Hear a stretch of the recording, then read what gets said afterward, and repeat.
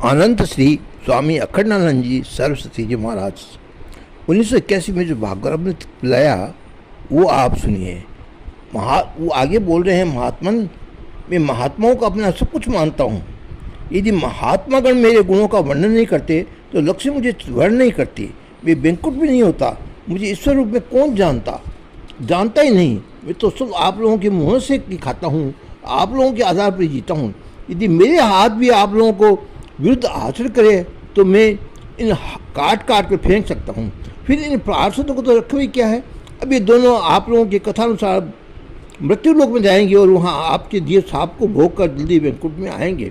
अपने सेवक के बारे में मेरा ये नियम है कि यदि उससे कोई अपराध हो जाए तो मैं उसका अपना किया अपराध मानता हूँ। इसलिए मैं तो असुर पान होकर मृत्यु लोक में 3 बार जाएंगे और मैं उनका उद्धार करने के लिए उनके पीछे जाकर 4 बार मृत्यु लोक में जाऊँगा। हिरण्याक्ष के लिए वराह, हिरण्याकश्यप के लिए नरसिंह, रावण के लिए राम और शिशुपाल के लिए कृष्ण बनकर मैं बार बार धरती पर अवतरित होऊंगा और उनका उद्धार करके उनको जल्दी ही अपने धाम में ले आऊँगा।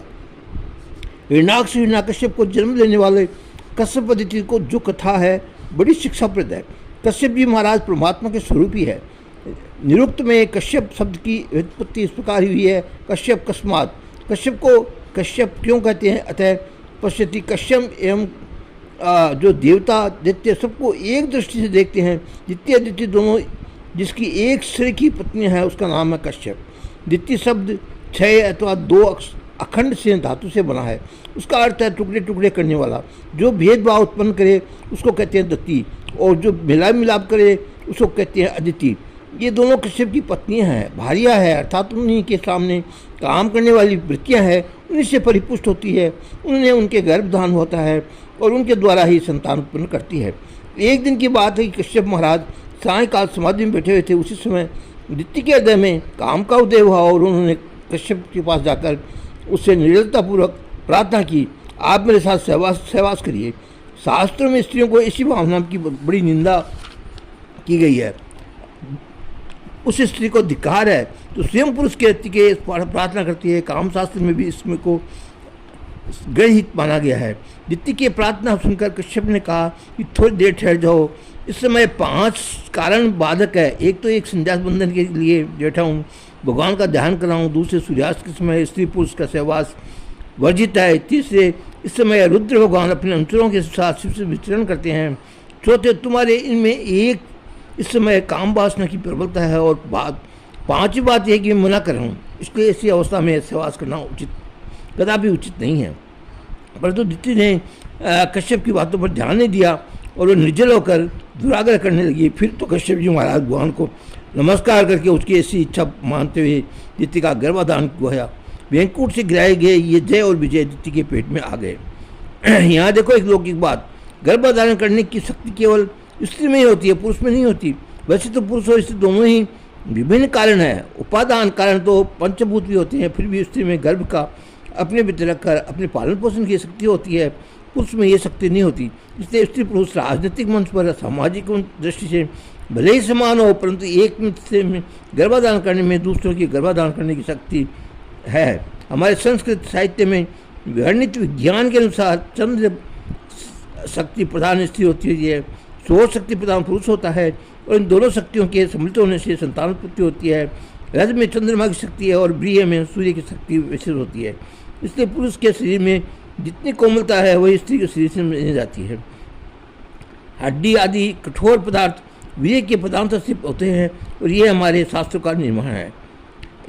अब जब शक्तिशाली जय विजय दित्य के गर्भ में आए तब सृष्टि में बड़ा भारी उपद्रव हुआ।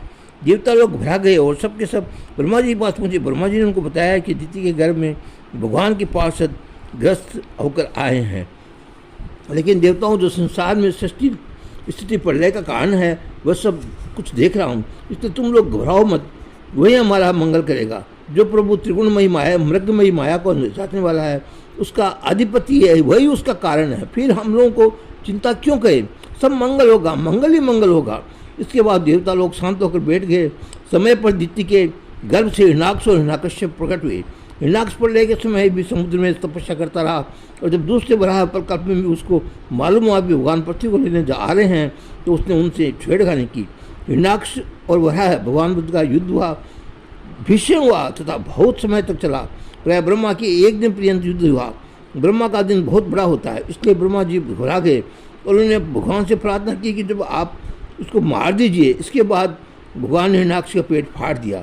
उसका पेट फटते उसमें से एक ऐसी ज्योति निकली जो ब्राह्मण होने के लिए तैयार हो गया, क्योंकि भगवान की इच्छा ऐसी थी कि 3 बार उनका जन्म हो। उसके अतिरिक्त उन्हें ब्राह्मणों का श्राप भी प्रमाणित करना था। इस प्रकार जब भगवान वराह से ने हिरण्याकश्यप को मारकर पृथ्वी का स्थापना कर दी, तब ब्रह्मा जी बहुत प्रसन्न हुए कि अब प्रजा के निवास के लिए आधार मिल गया है। इसके बाद प्रभु जी मनुष्य रूप आता ब्रह्मा जी के पास आए और ब्रह्मा जी से प्रसन्नतापूर्वक उनका आशीर्वाद देते हुए कहा कि अब तुम लोग सृष्टि को बढ़ाओ, इसका पालन करो और इसके राजा बनो। वैसे तो ब्रह्मा जी और कई उसके परिपुत्र थे, परंतु उस समय सृष्टि बहुत छोटी थी। अब उनसे कहने हैं पृथ्वी पर प्रजा बसने लगी, सृष्टि का विस्तार होता गया। भारत में वर्णन आया है कि ब्रह्मा जी ने कैसे कैसे सृष्टि बनाई। आप लोग मूल ग्रंथ उनसे पढ़ सकते हैं। वस्तुतः सृष्टि का रहस्य अद्भुत है। कभी कभी तो स्वयं भी भगवान भी अपने सृष्टि के रूप में बना लेते हैं। कभी पंचभूतों से सृष्टि होती है, क्योंकि ब्रह्मा जी की सृष्टि का निर्माण करते हैं। कभी क्रम से सृष्टि होती है और कभी कभी विक्रम से सृष्टि होती है। किसी एक बात को पढ़ लेने वाले सृष्टि की संगति नहीं लगा सकता।